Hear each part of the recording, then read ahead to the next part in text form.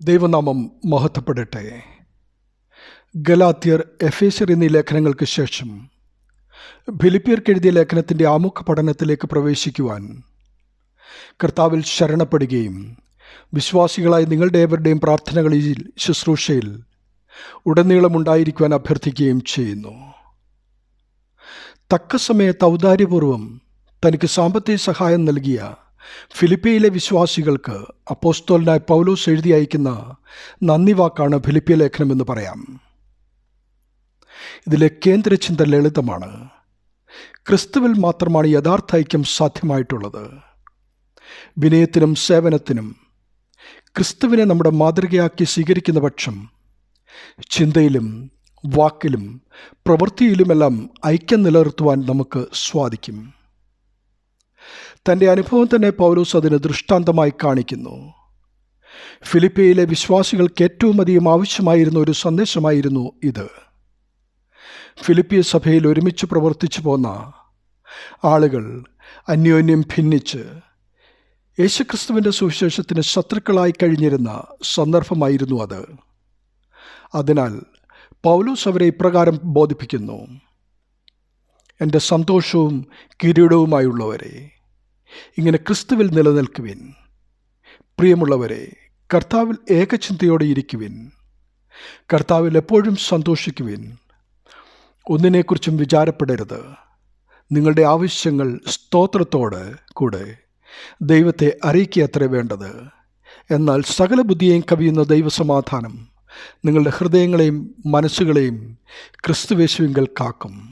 ഫിലിപ്പിയ ലേഖനം 4-ാം അധ്യായം 1, 2, 4, 6, 7 എന്നീ വാക്യങ്ങൾ.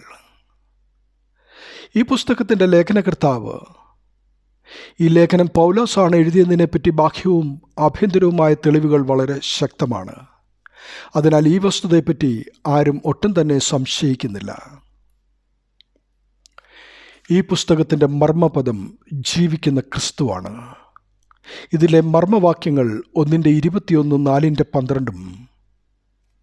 ഫിലിപ്പിയ ലേഖനം 1:21 എനിക്ക് ജീവിക്കുന്നത് ക്രിസ്തുവും മരിക്കുന്നത് ലാഭവുമാകുന്നുവെന്ന് പറയുന്നു.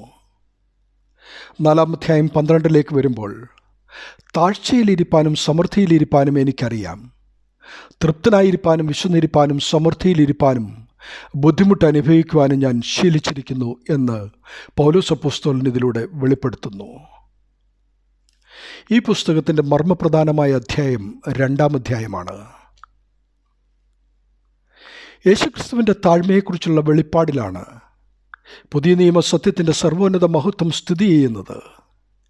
ഈ അധ്യായത്തിൽ താഴ്മയുടെ അത്ഭുത മഹത്വത്തെ പൗലോസ് മറന്നീക്കി കാണിക്കുകയും ക്രിസ്തുവേശുവിലുള്ള ആ ഭാവം തന്നെ നിങ്ങളിലും ഉണ്ടായിരിക്കട്ടെ എന്ന് ഉദ്ബോധിപ്പിക്കുകയും ചെയ്യുന്നു. ഫിലിപ്പിയ ലേഖനത്തിൻ്റെ ഗ്രന്ഥ വിശകലനം. വിപരീത സാഹചര്യങ്ങളുടെ മധ്യത്തിൽ സന്തോഷത്തിൻ്റെയും ഉല്ലാസത്തിൻ്റെയും ഘോഷം കേൾക്കപ്പെടുന്ന ഒരു വേദഭാഗമാണ് ഫിലിപ്പിയ ലേഖനം. ഫിലിപ്പിയയിലെ ക്രിസ്ത്യാനികളോടുള്ള തൻ്റെ വാത്സല്യാർദ്രത പ്രകാശിപ്പിച്ചുകൊണ്ട് അവരുടെ സ്ഥിരം നഷ്ടമായ സാക്ഷ്യത്തെയും ഔദാര്യദാനത്തെയും പ്രശംസിക്കുന്നതോടൊപ്പം മാത്സര്യവും അനൈക്യവും വെടിഞ്ഞ് ക്രിസ്തുവേശുവിലുള്ള ഭാവത്തോടെ മുന്നോട്ട് പോകുവാൻ അപ്പോസ്തലന്മാർ അവരെ പ്രബോധിപ്പിക്കുന്നു. ലേഖനത്തിലെ 4 മുഖ്യ ആശയങ്ങൾ താഴെ പറയുന്നവയാണ്.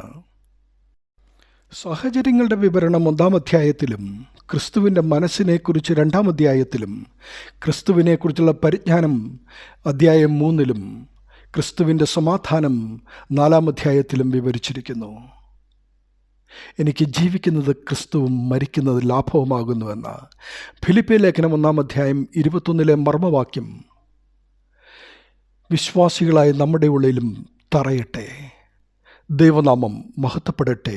ആമീൻ.